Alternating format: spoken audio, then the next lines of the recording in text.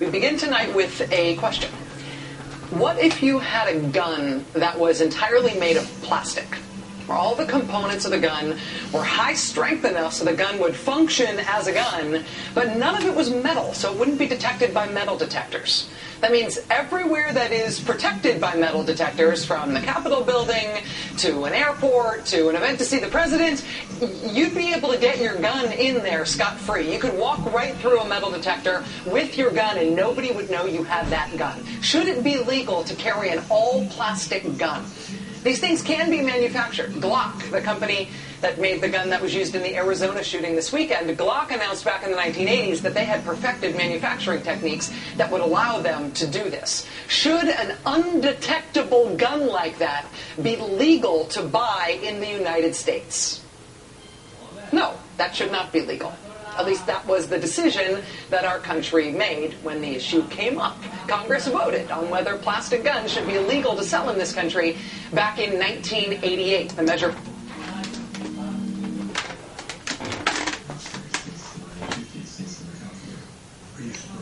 There it is, guys. Check it out. I know you're jealous. Yep, it's an all-plastic gun. I got one. I know a lot of you out there who know about guns. Did a little dry fire for you. Who know about guns, they're going to say, oh, what are you talking about? There are no plastic guns. That's not even possible. Well, it is. And I have one. You just saw it. Obviously, I'm joking. It's a Nerf gun. And, that's what we have to deal with, guys. Especially after the Arizona shooting. We have to deal with Rachel Maddow and others like her. This lady right here. Yep, that's her. And this guy's pretty funny, and hopefully he'll give me the permission to post this video up. I emailed him already, and if you see it, it's because I got permission. What do I say about this? This is frustrating. That's an outright lie. Glock never perfected a plastic gun. I've done my research. I know about the company for a long time. I was pretty certain that this was a lie, but nonetheless, I did some research. Let me get my mouse back. I did my research and can find nothing that says that Glock ever tried to make a plastic gun. And I even called the company, and they said they had never heard that either. So this is more hysteria. But I have a question about this. She talks about how you can get your gun in scot-free, her words. To any event, you can get it through the airport. Well, how about bullets? Are bullets going to be plastic, or how is that going to work exactly? You're still going to have metal in that gun. Even let's say you can make a gun that was all plastic, and you also rode in on your unicorn, and you get into whichever event it is, and now you're going to shoot somebody. Hopefully you won't do that. Hopefully you're not a bad person, but just for an example, what are you going to shoot them with? What are the bullets going to be made out of? They have to be made out of metal. It just doesn't make sense to me. But this is what the left gets out there, because they know that they're talking to an audience that perhaps doesn't know anything about guns. I know that every liberal that I know knows nothing about guns because they hate guns. And so they're not going to look into this. I've discussed this with a number of people, and they defend Rachel Maddow. Even though she's just lying about things. And the reason I got my mouse back was because she has a lot more to say. The next thing she's going to talk about is, well, maybe I won't play it. It's just going to waste time, and I'm already 5 minutes and 22 seconds in. But she talks about KTW bullets, and you know what? I will play it because it's important to get her words on this. And I'll try to fast forward. Passed the House by a vote of 413 to blah, blah, 4. blah. Plastic guns. If you are of the same age as Jared Lochner, the suspect in this weekend's shootings, if you're in your early 20s, this may be a phrase you haven't even heard, but in the 80s and in the 90s, cop killer bullets got a lot of attention and got banned. Bullets designed to penetrate body armor were banned in 1986. That's exactly what I wanted. In the Senate, those words 97. only. Cop killer bullets. That's it's really inflammatory, and it sounds really bad. And she says specifically designed to penetrate body armor. I believe those were her words right now. That's wrong. That's another lie. And either she's willfully lying, or she just doesn't know what she's talking about. Either way, it's bad. The KTW bullet was not designed to penetrate body armor. That's not what its design was meant to do. It was designed by 2 law enforcement officers and a coroner in Ohio. And they designed the bullets for law enforcement. They designed the bullets in order for law enforcement who had 38 caliber pistols at the time to be able to go through windshield and car doors and things of that nature.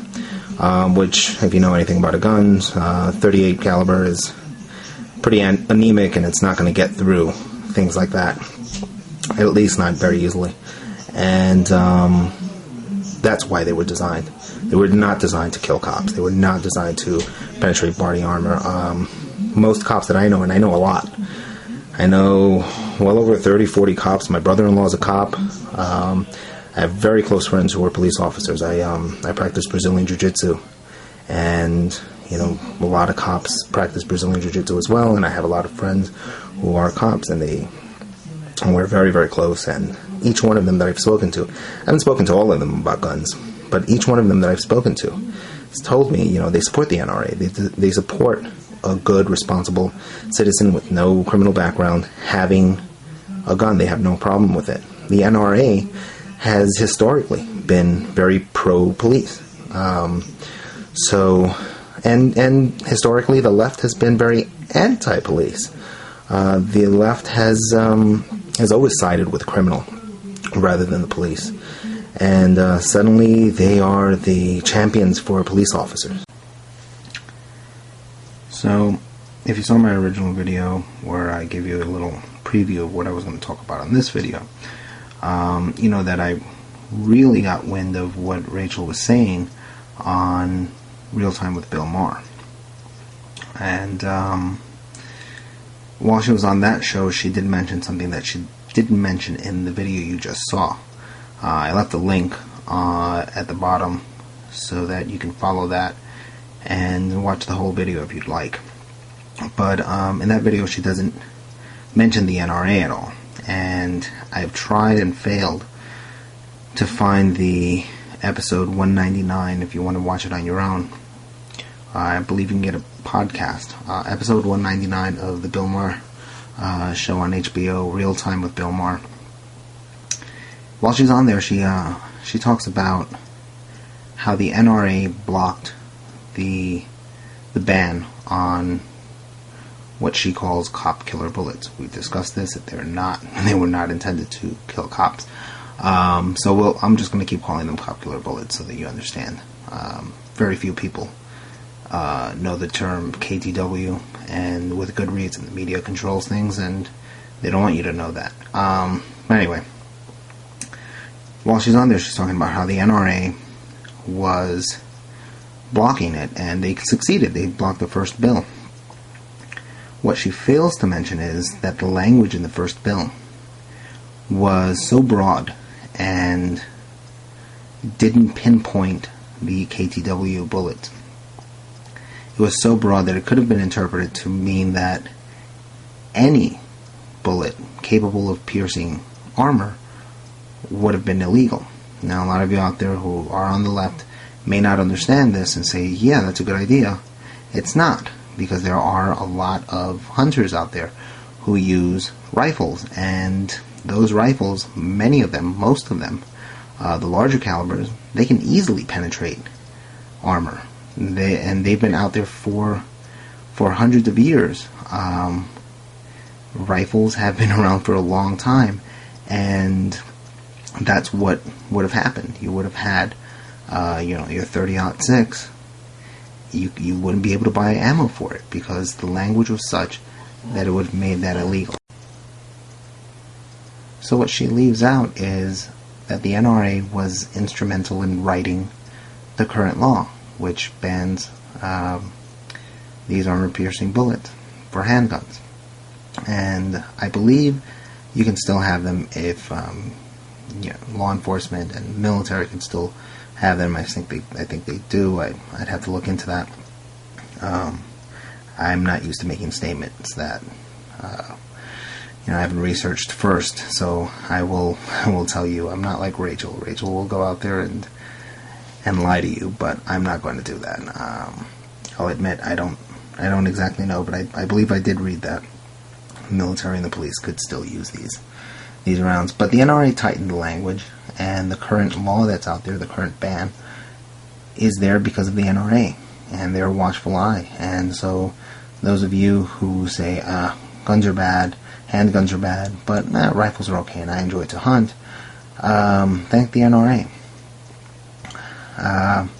Also on Bill Maher's show, there was David Stockman, who is a disgusting human being. He really did make me sick to my stomach. And he worked under Reagan. And you hear a lot of these liberals out there, and they keep on calling this man a Republican, they keep on calling him a conservative, and they really like him. And I heard one guy say that he was the perfect conservative. And I find it funny that whenever a liberal says that a conservative is perfect, he's usually a liberal, the person that they're speaking of. David Stockman is a liberal. He said that the Second Amendment was a relic of 300 years ago, and that there's no use for it today, much like the chamber pot. Well, if you go on to the YouTube channel, The Armed Citizen, you'll see there are a lot of people who really could use that relic. This channel is dedicated to everyday citizens who have used their gun to defend themselves. And David Stockman really does need to read a little and understand why the founders put the Second Amendment into the Constitution, why it's so important. It's the one amendment of the Constitution that defends all the others. It really is the claws in the teeth of the Constitution, and people need to understand this. But the left never will. They're going to continue to put these lies out there for you. So anyway, I think this is the end of my video, and watch out for this stuff. And if you're a liberal or conservative, don't just swallow the Kool-Aid. I never, whenever a person that I agree with, like Rush Limbaugh or Sean Hannity, Glenn Beck, even though I really don't listen to him much, not because I don't like him, but because I really don't get a chance. Whenever they say something that sounds, I don't know, let me say outlandish, I cross my fingers and hope that it's true, and then I do my research and I make sure that it's true. And I think that if you're a liberal or conservative, don't just say, oh, it's, Rachel Maddow said it, so I'm sure that it's right and correct, and she has her fact checkers. On this particular issue, she's not right. I don't watch her show all the time, so I don't know how many other things I may have missed where she's lied to the public, and we have to watch out for these things. Anyway, let me let the